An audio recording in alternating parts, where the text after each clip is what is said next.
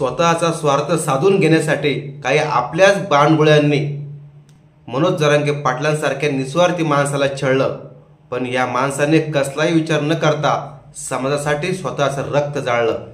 आपल्या समाजातील मुलामुलींनी आरक्षणापायी आत्महत्या नाही केल्या पाहिजे यासाठी संघर्ष योद्धा मनोज जरांगे पाटील रक्त जाळतो स्वतःचं कित्येक दिवसापासून। मग राजकीय पक्षाच्या दावणीला बांधलेल्या मराठ्यांनो, आपण त्यांची मजा बघायची का घरामध्ये बसून? जसं समुद्राचं पाणी कधी आटणार नाही, तसं संघर्ष योद्धा मनोज जरांगे पाटलांनी समाजावर केलेले उपकार कधीच फिटणार नाही।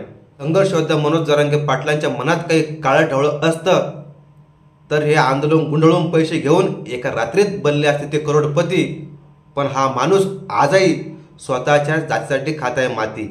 हे आपल्या समाजातील बाणगुळं स्वतःच्या राजकीय बापाला खुश करण्यासाठी जरांगे पाटलांसारख्या निस्वार्थी माणसाची करताना दिसताय गंमत। समाजाचे एवढे हाल पाहून त्या माणसाच्या डोळ्यातून खळाखळा पाणी वाहिलं, त्या अश्रूंना थोडी नाही का किंमत?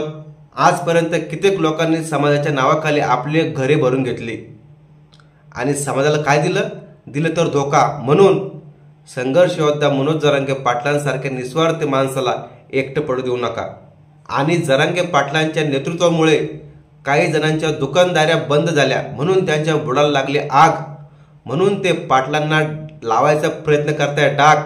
पण संघर्ष योद्धा मनोज जरांगे पाटील दुसऱ्याच्या आनंदात आनंद शोधणारा आहे आपला वाघ।